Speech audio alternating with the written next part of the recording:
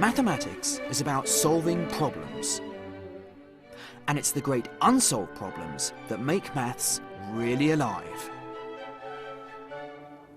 In the summer of 1900, the International Congress of Mathematicians was held here in Paris in the Sorbonne.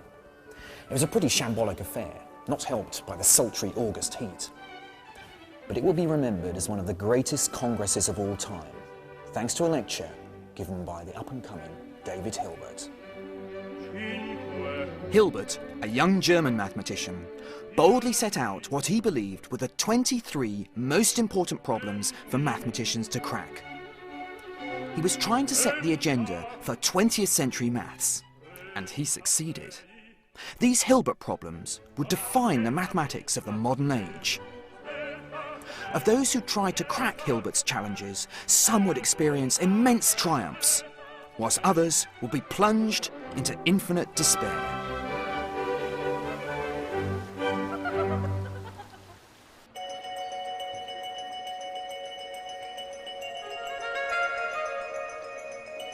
The first problem on Hilbert's list emerged from here, Halle in East Germany.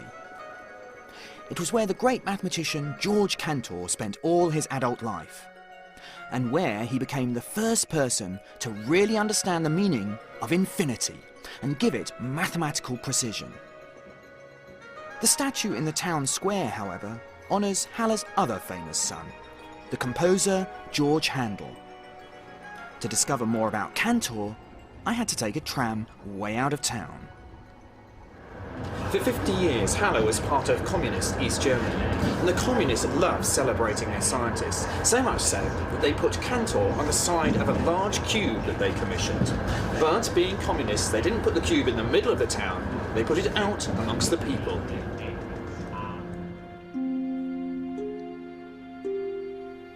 When I eventually found the estate, I started to fear that maybe I got the location wrong.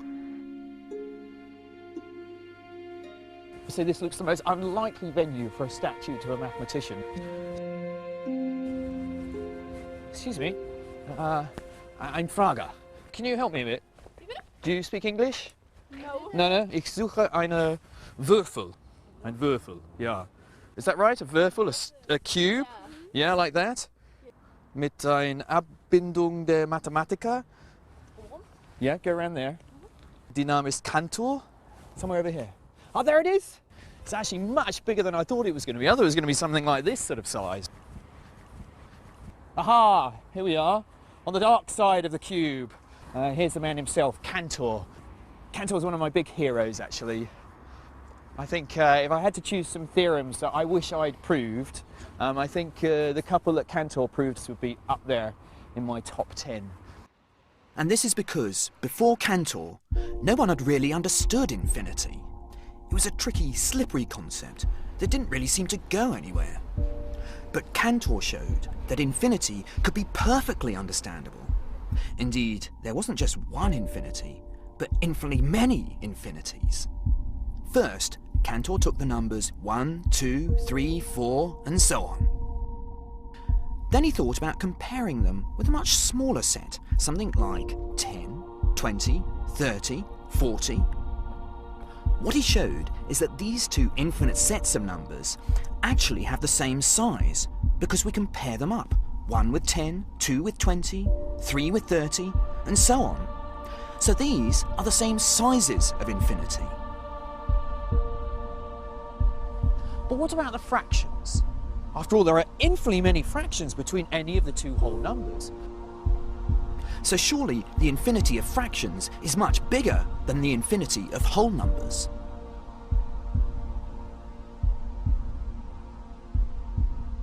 Well, what Cantor did was to find a way to pair up all of the whole numbers with an infinite load of fractions. And this is how he did it.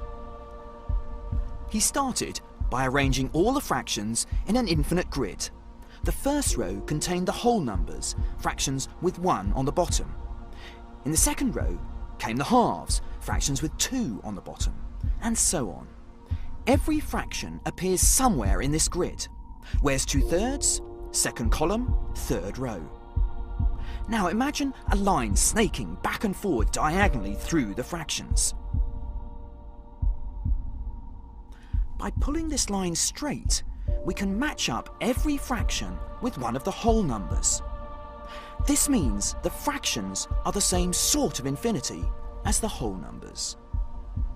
So perhaps all infinities have the same size. Well, here comes the really exciting bit, because Cantor now considers the set of all infinite decimal numbers. And here he proves that they give us a bigger infinity, because however you try to list all the infinite decimals, Cantor produced a clever argument to show how to construct a new decimal number that was missing from your list. Suddenly, the idea of infinity opens up. There are different infinities, some bigger than others. It's a really exciting moment. For me, this is like the first humans understanding how to count things. But now we're counting in a different way. We're counting infinities. A door has opened and an entirely new mathematics lay before us. But it never helped Cantor much. I was in the cemetery in Halle where he's buried, and where I'd arranged to meet Professor Joe Dorban. He was keen to make the connections between Cantor's maths and his life. He suffered from manic depression. One of the first big breakdowns he has is in 1884.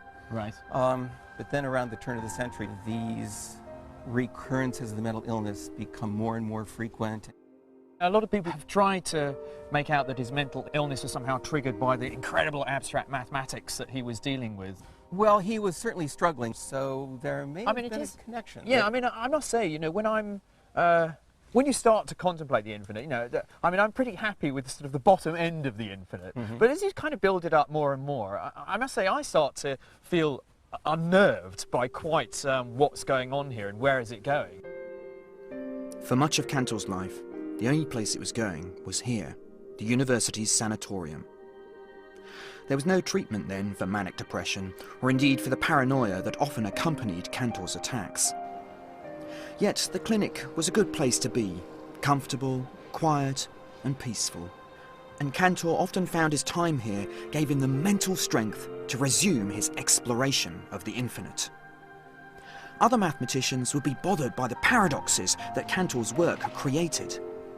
Curiously, this was the one thing Cantor was not worried by. He was never as upset about the paradoxes of the infinite as everybody else was. Because Cantor believed that, all right, there are certain things that I've been able to show we can establish with complete mathematical certainty, and then the absolute infinite, which is only in God, he can understand all of this, and there's still that final paradox that is not given to us to understand, but God does. But there was one problem that Cantor couldn't leave in the hands of the Almighty, a problem he wrestled with for the rest of his life. It became known as the continuum hypothesis. Is there an infinity sitting between the smaller infinity of all the whole numbers and the larger infinity of the decimals? Cantor's work didn't go down well with many of his contemporaries, but there was one mathematician from France who spoke up for him, arguing that Cantor's new mathematics of infinity was beautiful, if pathological. Fortunately, this mathematician was the most famous and respected mathematician of his day. When Bertrand Russell was asked by a French politician who he thought the greatest man France had produced, he replied without hesitation, Poincaré. The politician expressed surprise that he'd chosen the Prime Minister, Raymond Poincaré, above the likes of Napoleon, Balzac. Russell replied, I don't mean Raymond Poincaré, but his cousin, the mathematician, Henri Poincaré. Henri Poincaré spent most of his life in Paris, a city that he loved, even with its uncertain climate. In the last decades of the 19th century, Paris was a centre for world mathematics, and Poincaré became its leading light.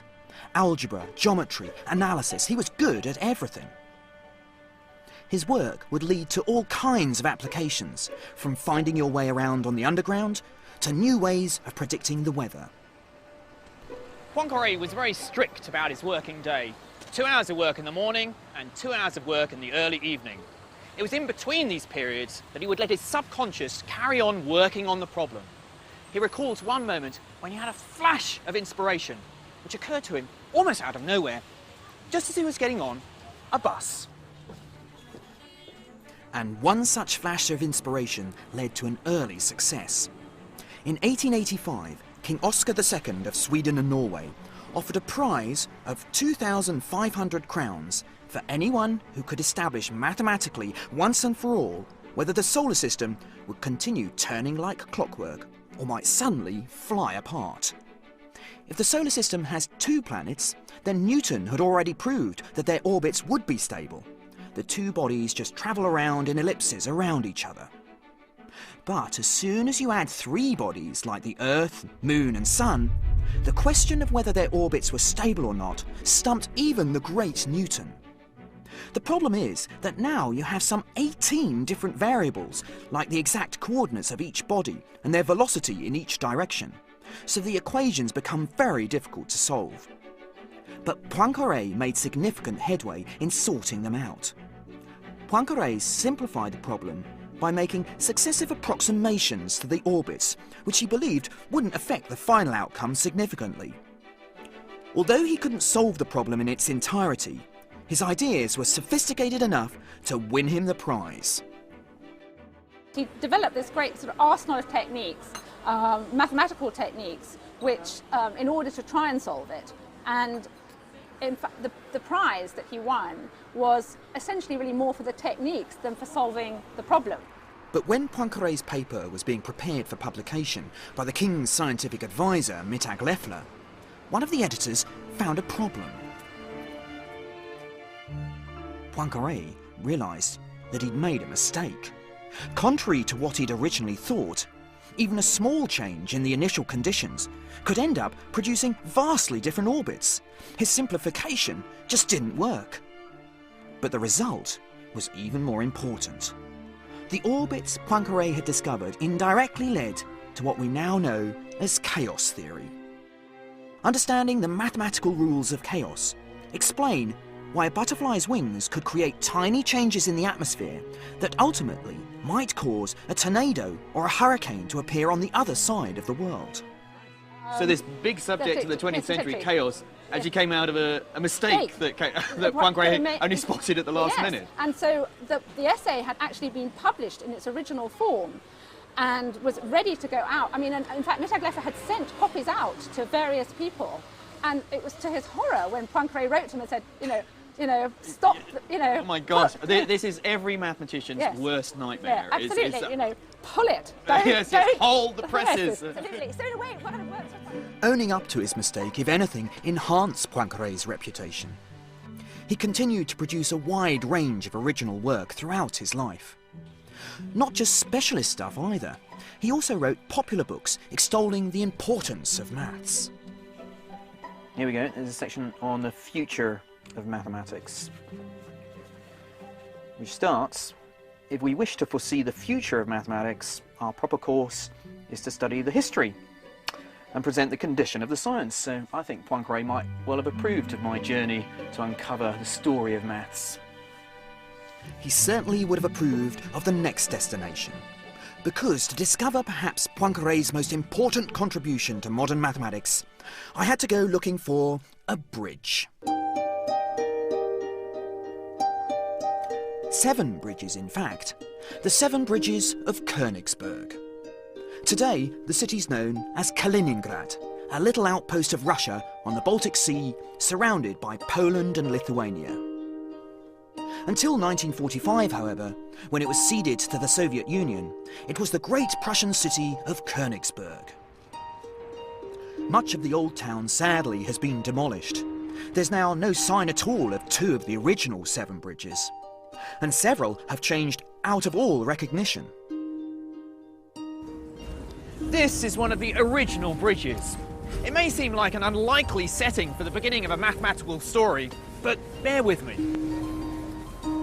It started as an 18th century puzzle. Is there a route around the city which crosses each of these 7 bridges only once? Finding the solution is much more difficult than it looks.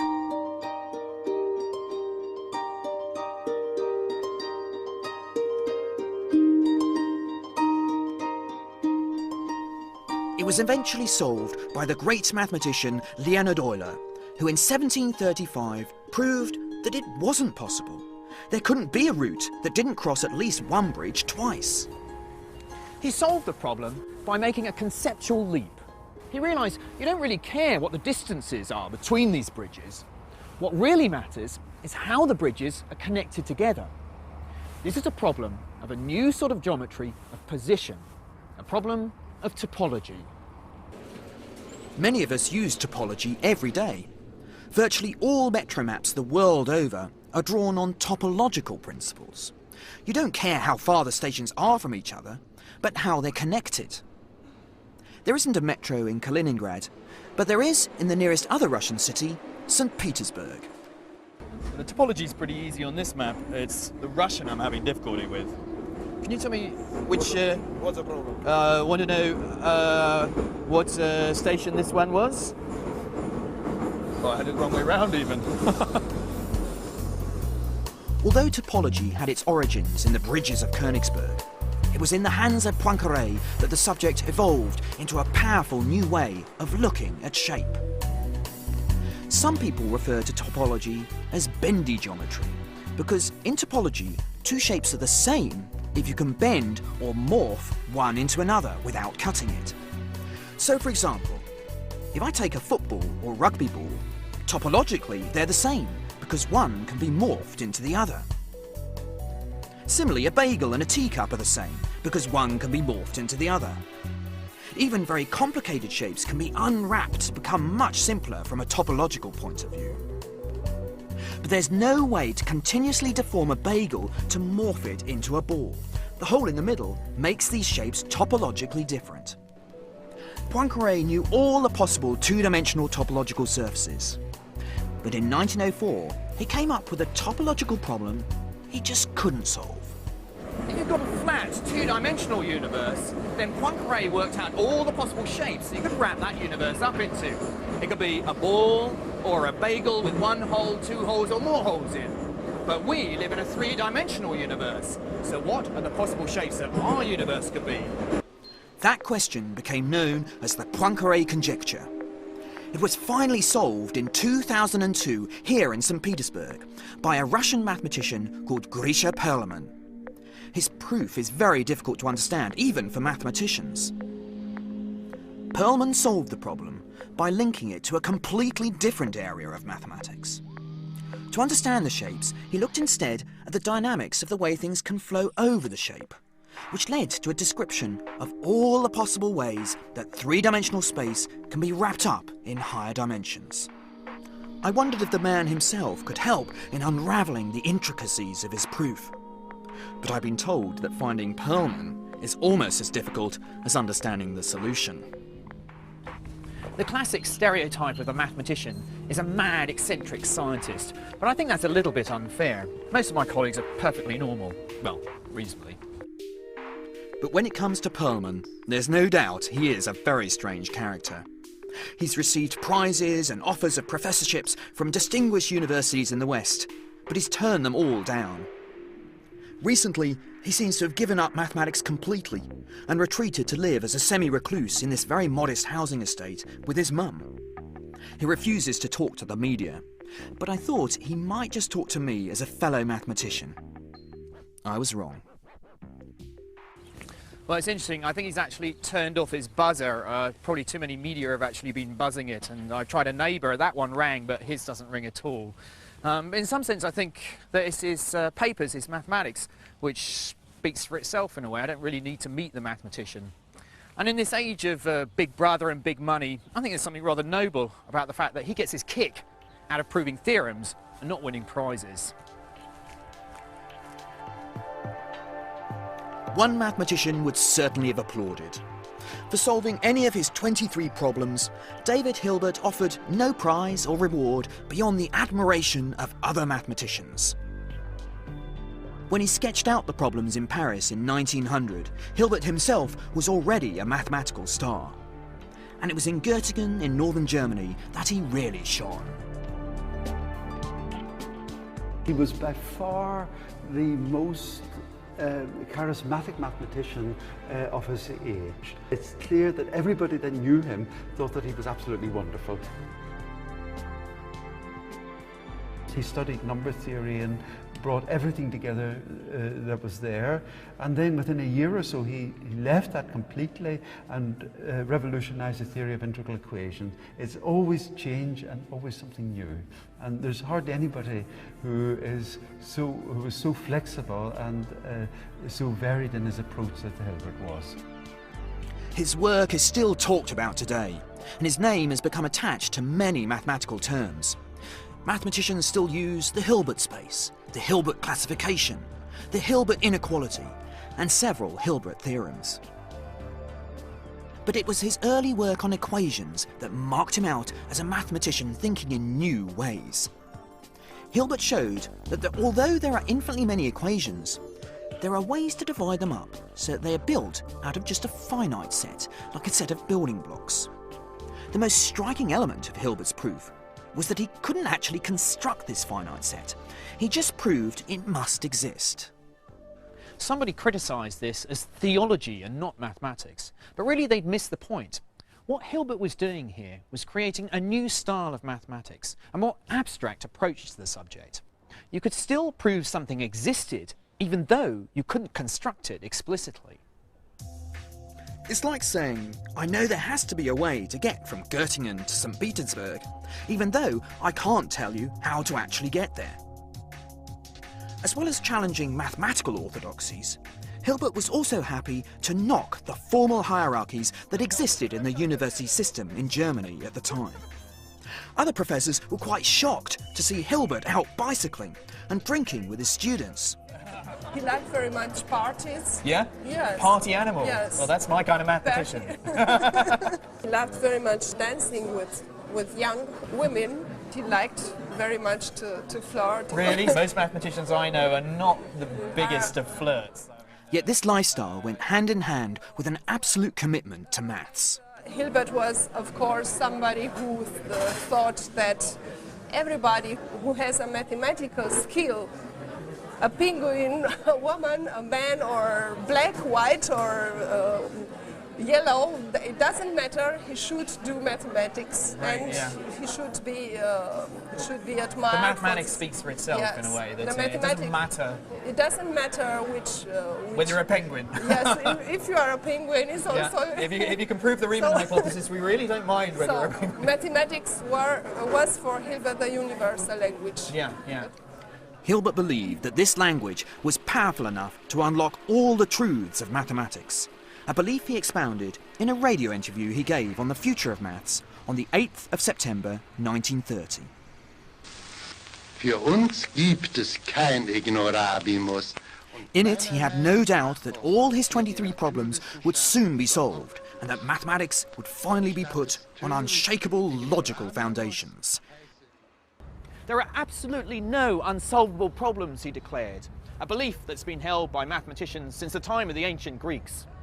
He ended with his clarion call. We must know, we will know.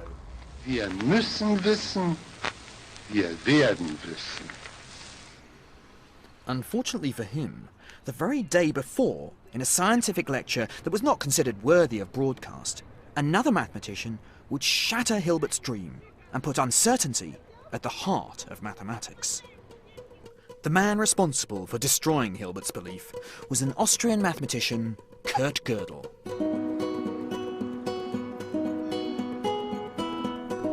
And it all started here, Vienna. Even his admirers, and there are a great many, admit that Kurt Gödel was a little odd. As a child, he was bright, sickly, and very strange. He couldn't stop asking questions, so much so that his family called him Herr Warum, Mr. Why.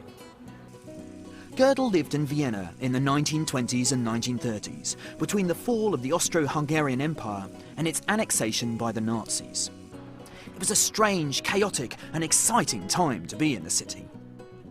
Gödel studied mathematics at Vienna University, but he spent most of his time in the cafes, the internet chat rooms of their time, where amongst games of backgammon and billiards, the real intellectual excitement was taking place. Particularly amongst a highly influential group of philosophers and scientists called the Vienna Circle. In their discussions, Kurt Gödel would come up with an idea that would revolutionise mathematics. He'd set himself a difficult mathematical test. He wanted to solve Hilbert's second problem and find a logical foundation for all mathematics. But what he came up with surprised even him. All his efforts in mathematical logic not only couldn't provide the guarantee Hilbert wanted, instead, he proved the opposite. Got it. It's called the incompleteness theorem.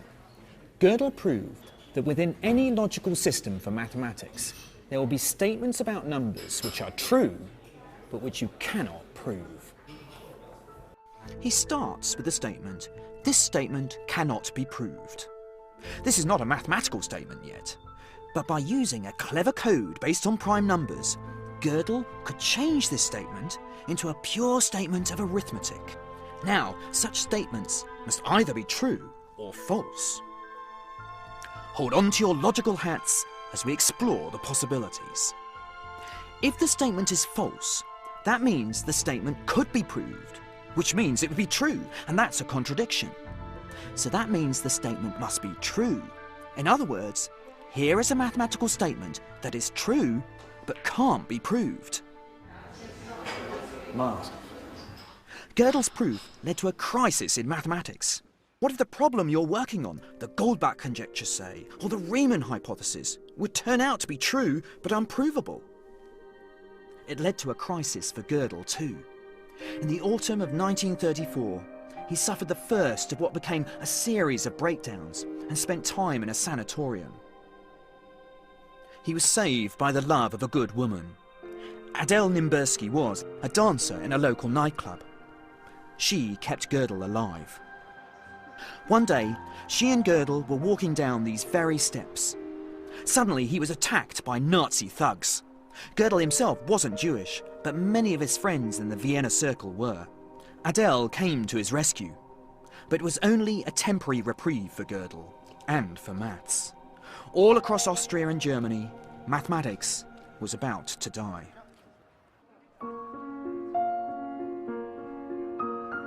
In the new German Empire in the late 1930s, there weren't colourful balloons flying over the universities, but swastikas. The Nazis passed a law allowing the removal of any civil servant who wasn't Aryan. Academics were civil servants in Germany then and now. Mathematicians suffered more than most. 144 in Germany would lose their jobs. 14 were driven to suicide or died in concentration camps. But one brilliant mathematician stayed on. David Hilbert helped arrange for some of his brightest students to flee, and he spoke out for a while about the dismissal of his Jewish colleagues. But soon, he too became silent. It's not clear why he didn't flee himself, or at least protest a little bit more. He did fall ill towards the end of his life, so maybe he just didn't have the energy. All around him, mathematicians and scientists were fleeing the Nazi regime, until it was only Hilbert left to witness the destruction of one of the greatest mathematical centres of all time. David Hilbert died in 1943. Only 10 people attended the funeral of the most famous mathematician of his time. The dominance of Europe, the centre for world maths for 500 years, was over. It was time for the mathematical baton to be handed to the new world. Time, in fact, for this place. The Institute for Advanced Study had been set up in Princeton in 1930. The idea was to reproduce the collegiate atmosphere of the old European universities in rural New Jersey. But to do this, it needed to attract the very best, and it didn't need to look far. Many of the brightest European mathematicians were fleeing the Nazis for America. People like Hermann Weyl, whose research would have major significance for theoretical physics. And John von Neumann, who developed game theory and was one of the pioneers of computer science. The Institute quickly became the perfect place to create another Göttingen in the woods. One mathematician in particular made the place a home from home. Every morning, Kurt Gödel, dressed in a white linen suit and wearing a fedora, would walk from his home along Mercer Street to the Institute. On his way, he would stop here at number 112 to pick up his closest friend, another European exile, Albert Einstein. But not even relaxed, affluent Princeton could help Gödel finally escape his demons. Einstein was always full of laughter. He described Princeton as a banishment to paradise. But the much younger Gödel became increasingly solemn and pessimistic. Slowly, this pessimism turned into paranoia. He spent less and less time with his fellow mathematicians in Princeton. Instead, he preferred to come here, to the beach next to the ocean, walk alone, thinking about the works of the great German mathematician, Leibniz. But as Gödel was withdrawing into his own interior world, his influence on American mathematics, paradoxically, was growing stronger and stronger. And a young mathematician from just along the New Jersey coast eagerly took on some of the challenges he posed. 2, 3, 4, 5, 6, 7, 8, 9, 10 times a day I could love you. In 1950s America, the majority of youngsters weren't preoccupied with mathematics. Most went for a more relaxed, hedonistic lifestyle in this newly affluent land of ice cream and donuts. But one teenager didn't indulge in the normal pursuits of American adolescence, but chose instead to grapple with some of the major problems in mathematics. From a very early age, Paul Cohen was winning mathematical competitions and prizes. But he found it difficult at first to discover a field in mathematics where he could really make his mark. Until he read about Cantor's continuum hypothesis. That's the one problem, as I'd learned back in Halle, that Cantor just couldn't resolve. It asks whether there is or isn't an infinite set of numbers bigger than the set of all whole numbers, but smaller than the set of all decimals. It sounds straightforward, but it had foiled all attempts to solve it since Hilbert made it his first problem way back in 1900. With the arrogance of youth, the 22-year-old Paul Cohen decided that he could do it. Cohen came back a year later with the extraordinary discovery that both answers could be true. There was one mathematics where the continuum hypothesis could be assumed to be true. There wasn't a set between the whole numbers and the infinite decimals. But there was an equally consistent mathematics where the continuum hypothesis could be assumed to be false. Here, there was a set between the whole numbers and the infinite decimals. It was an incredibly daring solution. Cohen's proof seemed true, but his method was so new that nobody was absolutely sure. There was only one person whose opinion everybody trusted. There was a lot of skepticism, and he had to come and make a trip here to the institute right here to visit Gödel, and it was only after Gödel gave his stamp of approval in quite an unusual way said, give me your paper, and then on Monday he put it back in the boxes saying, yes, it's correct. Then, of course, everything changed. Today, mathematicians insert a statement that says whether the result depends on the continuum hypothesis. We've built up two different mathematical worlds in which one answer is yes and the other is no. Paul Cohen really has rocked the mathematical universe. It gave him fame, riches, and prizes galore. He didn't publish much after his early success in the 60s. But he was absolutely dynamite. I can't imagine anyone better to learn from. And he was very eager to learn, to teach you anything he knew, or even things he didn't know. With the confidence that came from solving Hilbert's first problem, Cohen settled down in the mid-1960s to have a go at the most important Hilbert problem of them all, the eighth, the Riemann hypothesis. When he died in California in 2007, 40 years later, he was still trying. But like many famous mathematicians before him, Riemann had defeated even him. But his approach has inspired others to make progress towards a proof, including one of his most famous students, Peter Sarnak. I think overall, absolutely, I love the guy. It was my inspiration. I'm really glad I worked with him. He put me on the right track. Paul Cohen is a good example of the success of the great American dream. Second-generation Jewish immigrant becomes top American professor. But I wouldn't say that his mathematics was a particularly American product. Cohen was so fired up by this problem that he probably would have cracked it whatever the surroundings. Paul Cohen had it relatively easy. But another great American mathematician of the 1960s faced a much tougher struggle to make an impact. Not least because she was female. In the story of maths, nearly all the truly great mathematicians have been men. But there have been a few exceptions. There was the Russian Sofia Kovalevskaya, who became the first female professor of mathematics in Stockholm in 1889 and won a very prestigious French mathematical prize. And then Emmy Noether, a talented algebraist who fled from the Nazis to America, but then died before she fully realised her potential. And then there is the woman whom I'm crossing America to find out about, Julia Robinson, the first woman ever to be elected president of the American Mathematical Society.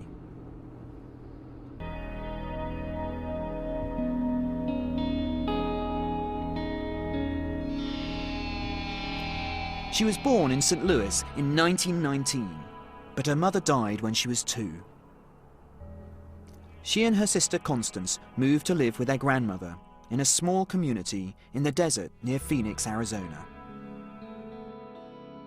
Julia Robinson grew up somewhere around here. I've got a photo which shows her cottage in the 1930s with nothing much around it. And the mountains pretty much match those over there, so I think she might have lived just down there. Julia grew up a shy, sickly girl, who when she was 7 spent a year in bed because of scarlet fever. Her ill health persisted throughout her childhood. She was told she wouldn't live past 40. But right from the start, she had an innate mathematical ability. Under the shade of the native Arizona cactus, she whiled away the time playing with endless counting games with stone pebbles. This early searching for patterns would give her a feel and love of numbers which would last for the rest of her life. But despite showing an early brilliance, she had to continually fight at school and college simply to be allowed to keep doing mathematics. As a teenager, she was the only girl in the maths class, but had very little encouragement. So the young Julia sought intellectual stimulation elsewhere. Julia loved listening to a radio show called The University Explorer, and the 53rd episode was all about mathematics. The broadcaster described how he discovered that despite their esoteric language and their seclusive nature, mathematicians are the most interesting and inspiring creatures.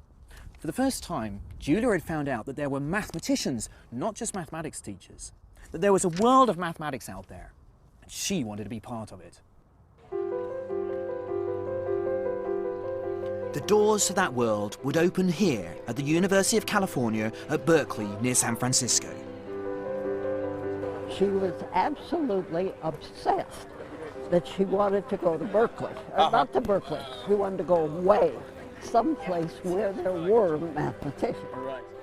Berkeley certainly had mathematicians, including a number theorist called Raphael Robinson.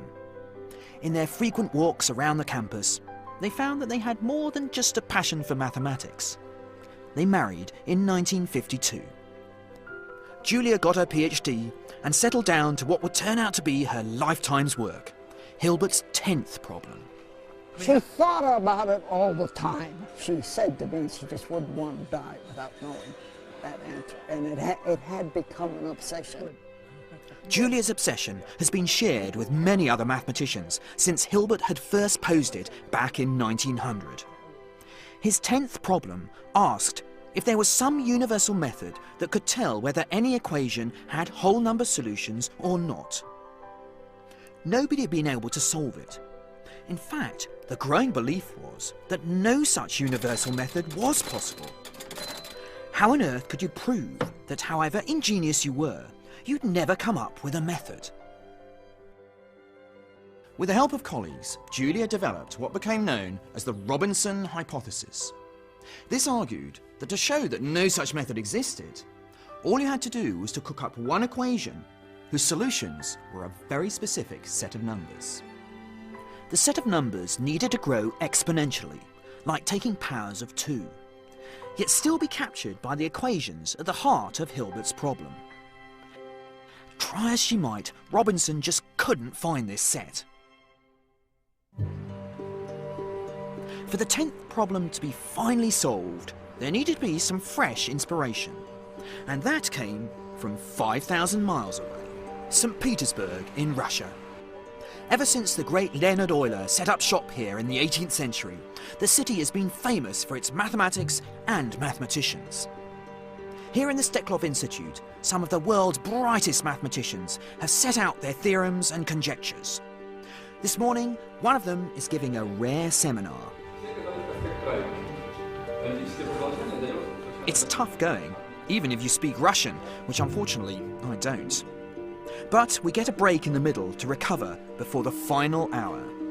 There's a kind of rule in seminars that the first third is for everyone, the second third is for the experts, and the last third is just for the lecturer. So I think that's what we're going to get next. The lecturer is Yuri Matyasevich, and he's explaining his latest work on, what else? The Riemann hypothesis. As a bright young graduate student in 1965, Yuri's tutor suggested he have a go at another Hilbert problem, the one that had in fact preoccupied Julia Robinson, Hilbert's 10th. It was the height of the Cold War. Perhaps Matyasevich could succeed for Russia, where Julia and her fellow American mathematicians had failed. At first I did not like the approach. All right. The statement looked to me rather strange, artificial, but after some time I understood that it is quite natural, and then I understood that she had a new brilliant idea, and I just started to further develop in it. And in January 1970, he found the vital last piece in the jigsaw. He saw how to capture the famous Fibonacci sequence of numbers, using the equations that were at the heart of Hilbert's problem. Building on the work of Julia and her colleagues, he'd solved the 10th. He was just 22 years old. The first person he wanted to tell was the woman he owed so much to. And I got no answer. Ah. And I believed they were lost in the mail. It was quite natural because it was Soviet time.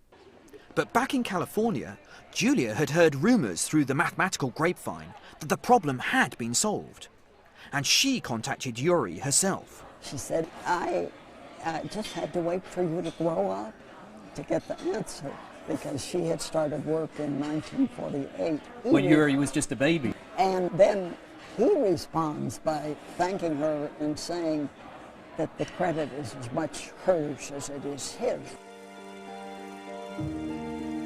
I met Julia 1 year later. It was in Bucharest, and I suggested that after the Congress in Bucharest, Julia and her husband Raphael came to see me here in Leningrad.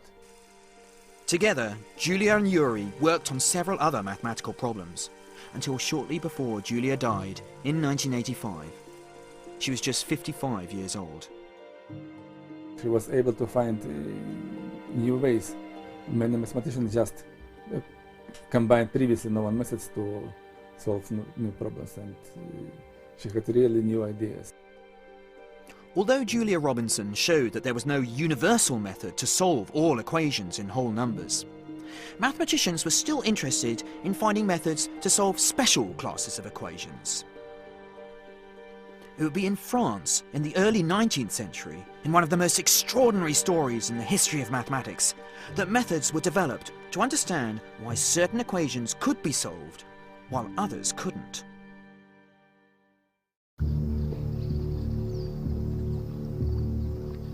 It's early morning in Paris on the 29th of May 1832. Every Galois is about to fight for his very life. It's the reign of the reactionary Bourbon king Charles X. And Galois, like many angry young men in Paris then, is a republican revolutionary. Unlike the rest of his comrades though, he has another passion: mathematics. He'd just spent 4 months in jail. Then, in a mysterious saga of unrequited love, he's challenged to a duel. He'd been up the whole previous night, refining a new language for mathematics he'd developed. Galois believed that mathematics shouldn't be the study of number and shape, but the study of structure. Perhaps he was still preoccupied with his maths. There was only one shot fired that morning. Galois died the next day, just 20 years old. It was one of mathematics' greatest losses. Only by the beginning of the 20th century would Galois be fully appreciated and his ideas fully realised.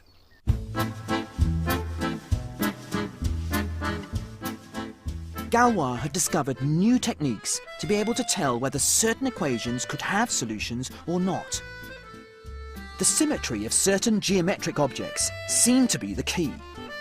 His idea of using geometry to analyse equations will be picked up in the 1920s by another Parisian mathematician, André Weil. I was very much interested and, so far as school was concerned, quite successful in all possible branches. And he was. After studying in Germany as well as France, André settled down at this apartment in Paris, which he shared with his more famous sister, the writer Simone Weil. But when the Second World War broke out, he found himself in very different circumstances. He dodged the draft by fleeing to Finland, where he was almost executed for being a Russian spy. On his return to France, he was put in prison in Rouen to await trial for desertion. At the trial, the judge gave him a choice: 5 more years in prison or serve in a combat unit. He chose to join the French army, a lucky choice, because just before the Germans invaded a few months later, all the prisoners were killed. Weil only spent a few months in prison, but this time was crucial for his mathematics, because here he built on the ideas of Galois and first developed algebraic geometry, a whole new language for understanding solutions to equations. Galois had shown how new mathematical structures could be used to reveal the secrets behind equations. Weil's work led him to theorems that connected number theory, algebra, geometry and topology, and are one of the greatest achievements of modern mathematics. And without André Weil, we would never have heard of the strangest man in the history of maths, Nicolas Bourbaki. There are no photos of Bourbaki in existence, but we do know that he was born in this cafe in the Latin Quarter in 1934, when it was a proper cafe, the Café Coupelard, and not the fast food joint it's now become. Just down the road, I met up with Bourbaki expert David Orban. I must say, actually, when I was a graduate student, I got quite frightened when I used to go into the library because this guy Bourbaki had written so many books. Something like 30 or 40 altogether. In analysis, in geometry, in topology, it was all new foundation. Virtually everyone studying maths seriously anywhere in the world in the 1950s, 60s and 70s would have read Nicolas Bourbaki. And he also applied for membership of the American Math Society, I heard. But At which point he was denying membership. Really? On the ground that he didn't exist. Oh. The Americans were right. Nicolas Bourbaki does not exist at all, and never has. Bourbaki is in fact the nom de plume for a group of French mathematicians led by André Weil, who decided to write a coherent account of the mathematics of the 20th century. Most of the time, mathematicians like to have their own names on theorems. But for the Bourbaki group, the aims of the project overrode any desire for personal glory. After the Second World War, the Bourbaki baton was handed down to the next generation of French mathematicians, and their most brilliant member was Alexander Grothendieck. Here at the IHES in Paris, the French equivalent of Princeton's Institute for Advanced Study, Grothendieck held court at his famous seminars in the 1950s and 1960s. He had this incredible charisma, and he had this amazing ability to see a young person and somehow know what kind of contribution this person can make to this incredible vision he had of how mathematics, so to speak, could be. And this vision enabled him to get across some very difficult ideas indeed. He says, suppose you want to open a walnut. So the standard thing is you take a nutcracker and you just break it open. And he says his approach is more like you take this walnut and you put it out in the snow. and you leave it there for a few months. And then when you come back to it, it just opens. Grothendieck is a structuralist. What he's interested in are the hidden structures underneath all mathematics. Only when you get down to the very basic architecture and think in very general terms will the patterns in mathematics become clear.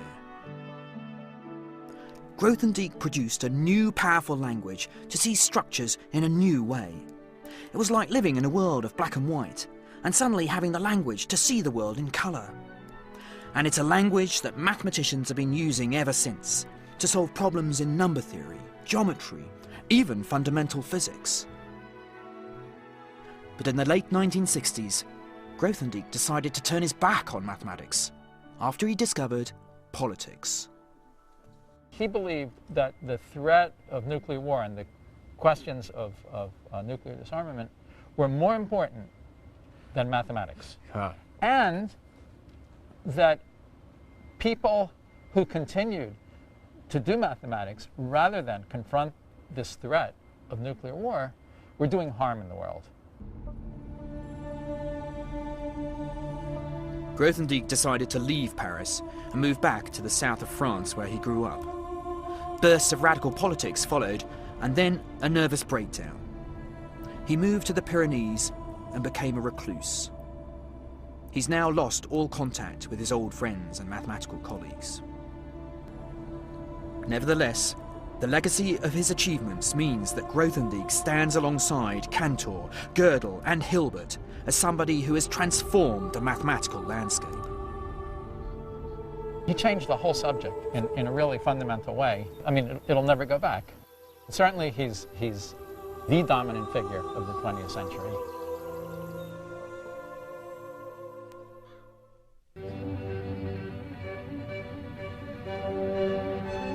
I've come back to England, though, thinking again about another seminal figure of the 20th century.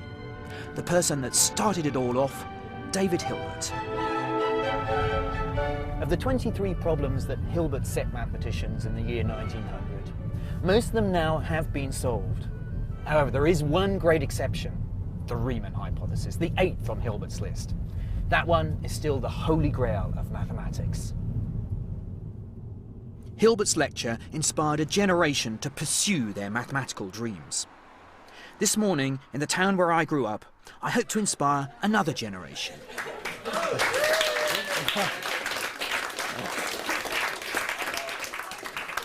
Thank you. Well, hello, my name's Marcus de Sautoy, and I'm a professor of mathematics up the road at the University of Oxford. But it was actually in this school here, in fact, this classroom, is where I discovered my love for mathematics. And this love of mathematics that I first acquired here in my old comprehensive school still drives me now. It's a love of solving problems. There are so many problems I could tell them about, but I've chosen my favourite. I think that a mathematician is a pattern searcher, and that's really what mathematicians try and do. We try and understand sort of the patterns and the structure and the logic to explain the way the world around us works. And this is really at the heart of the Riemann hypothesis. The task is there any pattern in these numbers which can help me to say where the next number is going to be? What's the next one after 31? How can I tell? These numbers are, of course, prime numbers, the building blocks of mathematics. The Riemann hypothesis, a conjecture about the distribution of the primes, goes to the very heart of our subject. Why on earth is anybody interested in these primes? Why is the army interested in primes? Why are spies interested in primes? Isn't it to encrypt stuff? Exactly. I study this stuff because I think it's all really beautiful and elegant, but actually there's a lot of people who are interested in these numbers because they're very practical use.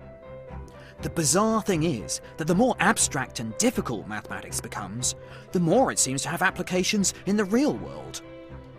Mathematics now pervades every aspect of our lives.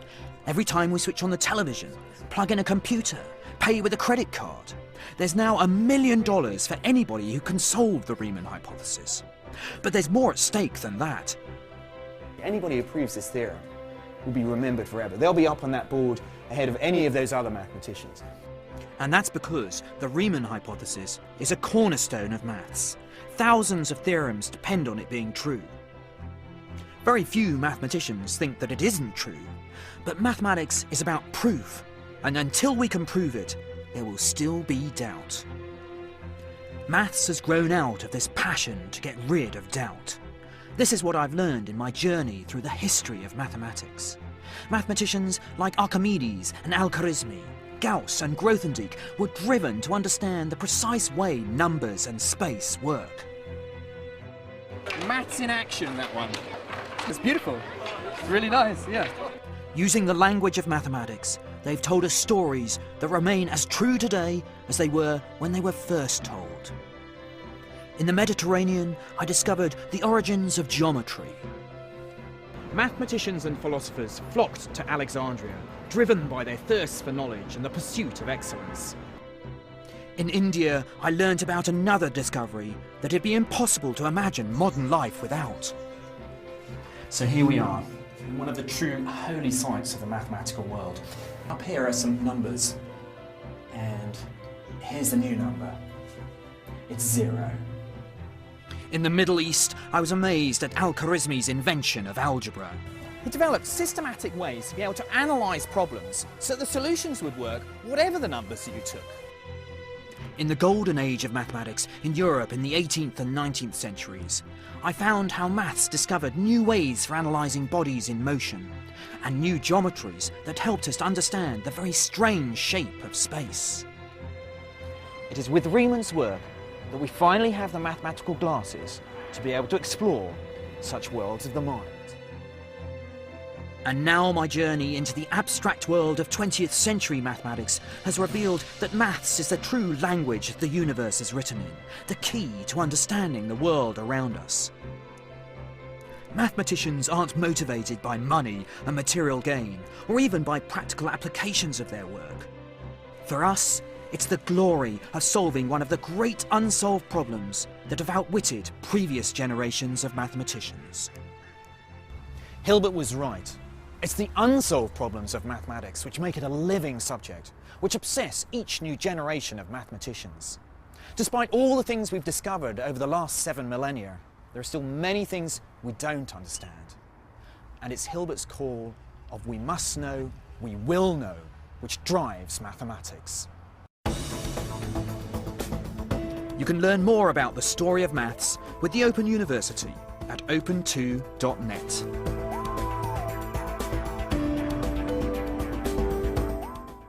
Stay with us, there's more to tease your grey matter coming up next tonight here on BBC4 with Only Connect.